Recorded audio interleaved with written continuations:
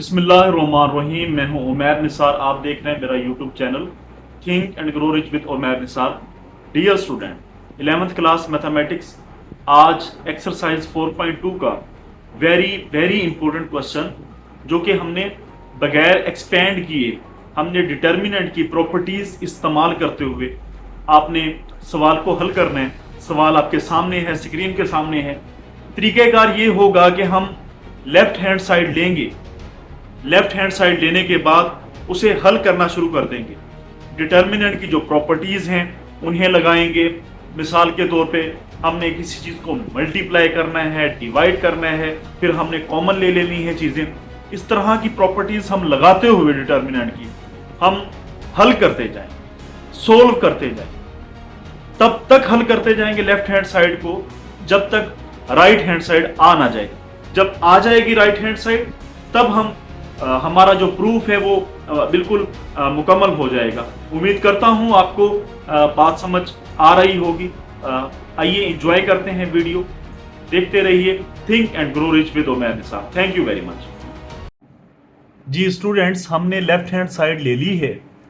अब हम क्या करेंगे, कैसे हमने इसे हल करना है, क्या तरीक़ाकार है, ज़रूर इस वीडियो के अंदर आपको सारी बात समझ आ जाएगी। डियर स्टूडेंट्स, हमने लेफ्ट हैंड साइड ले ली है।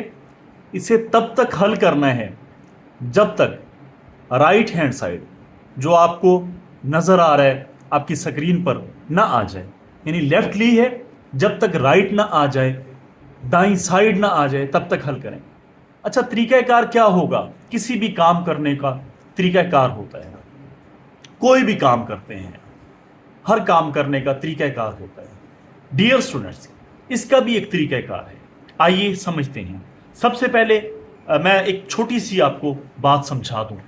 ऐसे जब हम मूव करते हैं इधर से इधर हॉरिजॉन्टली, यानी उफ़क़ी तौर पर मूव करते हैं, इन्हें रो कहा जाता है। दिस इज रो 1। ये हमारे पास रो 1 है, R1 इसे कहा जाएगा। आपको यकीनन ये बात नजर आ रही होगी। हॉरिजॉन्टली यानी जब ऐसे मूव करेंगे, ये आपके पास रो 2 है, R2 है, और ये हमारे पास R3 है, रो 3 है। ये डिटर्मिनेंट है। डिटर्मिनेंट के अंदर ये रो 1, ये रो 2, ये रो 3। आपने करना क्या है? अब जो काम आपने यहां पर करना है वो आपने यहां पे पहले लिखना है। ये बिल्कुल ऐसे ही है जैसे आप घर से बाहर खेलने के लिए जाते हैं ग्राउंड में, तो आपको अपने वालिदैन को बताना पड़ता है कि मैं खेलने के लिए जा रहा हूं। सेम यहां पर जब आपने अगला स्टेप करना है, जो भी करना है, आपको यहां पे लिख के बताना पड़ेगा। किसे बताना पड़ेगा? जो एग्जामिनर है, कि आप क्या करने जा रहे हैं। डियर स्टूडेंट, आपने करना क्या है? हमने साफ जाहिर है लेफ्ट हैंड साइड ली है, राइट लेकर आनी है। क्या करना है हमने सिंपली जो रो 1 है उसके अंदर आप चेक करें, ए आ रहा है। ए, ये ए है, ये ए स्क्वायर है। आपने रो 1 को ए से मल्टीप्लाई भी कर देना है और डिवाइड भी कर देना है यकीनन। यानी रो 1 जो है इसके साथ आपने A1 को मल्टीप्लाई भी करना है एंड डिवाइड भी कर देना है। Multiply by A divided by A. ये बात रो 2 को आपने, ये रो 2 है, इसमें b है, b स्क्वायर है, और a है, c है, b की ही कमी है, तो b से आपने मल्टीप्लाई भी कर देना है, b से आपने डिवाइड भी कर देना है।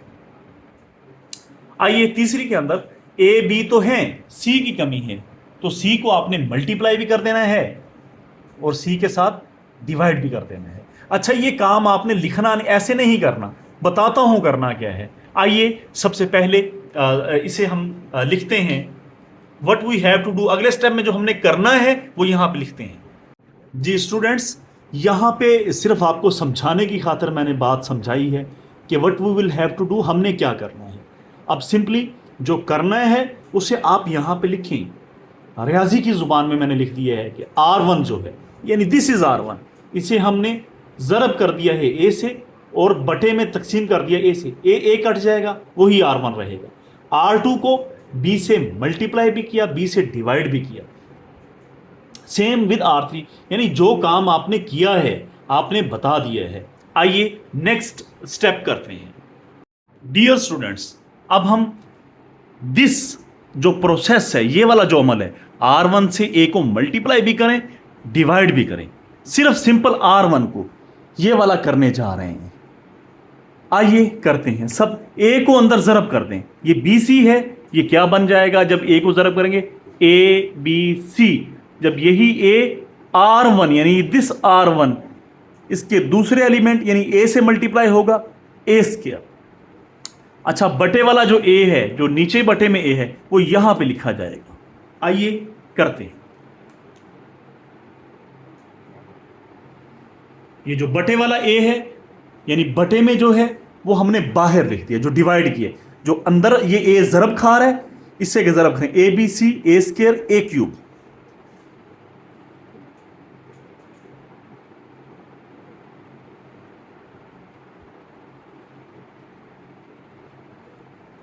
लें जी, R1 मल्टीप्लाई बाय A, यानी जो रो 1 थी, यानी ये वाली रो थी, ये इसे A के साथ जब मल्टीप्लाई किया, ABC A square A cube. जो डिवाइड A के साथ किया वो बाहर शो कर दिया। R2 के साथ B को मल्टीप्लाई करें, here B here B here B, और बटे वाला B वो नीचे लगा दें।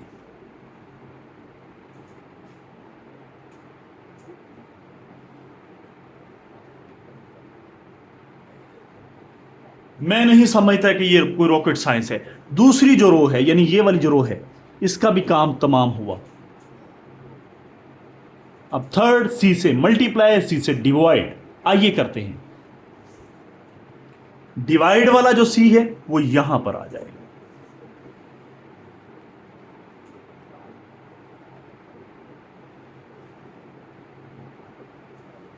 वेरी वेरी इजी, कोई इसमें मुश्किल नहीं है। थोड़ा गौर करें, थोड़ा गौर व फिक्र करें। ये जो पूरा कॉलम ऊपर से नीचे कॉलम होता है, दिस इज कॉलम, ये कॉलम है, ये वाला कॉलम है। कॉलम ABC के अंदर से ये कॉलम है, इसके अंदर क्या चीज एक जैसी है? ABC ABC ABC। तो हम क्या करेंगे? कॉलम 1 से, यानी दिस इज कॉलम 1, ये जो कॉलम 1 है इसमें से क्या कॉमन ले लेंगे? इसमें हम ABC कॉमन ले लेंगे, taking ABC common from column 1। आइए लेते हैं। मैथमेटिक्स की खूबसूरती यही है कि जो आप काम कर रहे हैं वो आप लिख के बताएं क्या कर रहे हैं। क्या कर रहे हैं जी?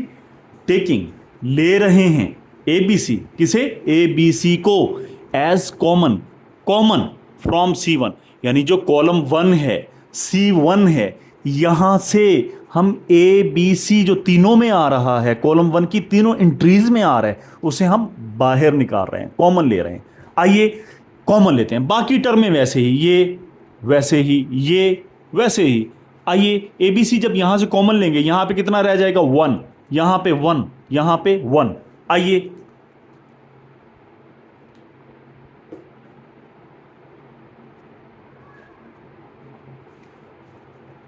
ABC से कैंसल आउट हो जाएगा।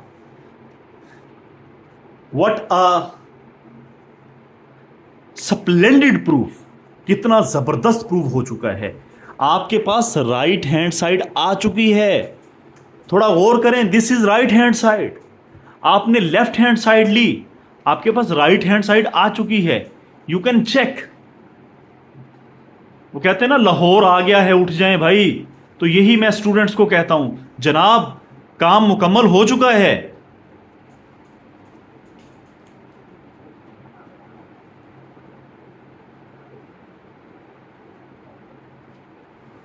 जी, राइट हैंड साइड हो चुकी है, हैंस प्रूव्ड। लिखेंगे आखिर में हैंस प्रूव्ड, और ये दोनों चीजें बराबर करके लिख देंगे, और इसके साथ ही हमारा ये क्वेश्चन खत्म हुआ। Thank you very much. देखते रहिए think and grow rich with Umair Nisar.